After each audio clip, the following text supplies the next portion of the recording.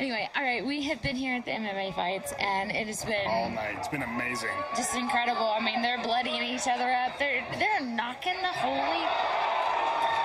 See, they're knocking the holy crap out of each other. This is insane. But anyway, check out the MMA fights on Facebook. All right, Hard Rock. I think it's Brandon Hard Rock Higdon. Okay, check it out. Go to his Facebook page and like the MMA fights. It's come out to these events. I believe there's another one coming up in probably February, some time frame like that. I don't know. But either way, this is amazing. There's like 2,000 people here. This place is totally packed. The fighters are beating the crap out of each other.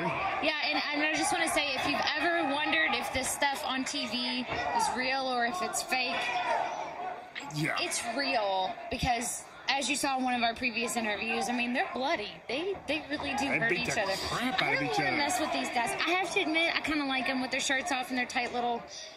They don't compare to you, though, baby. Not at all. Oh, isn't that so cute, ladies and gentlemen? I guess that's why I married her. But it has been fun. It has been fun.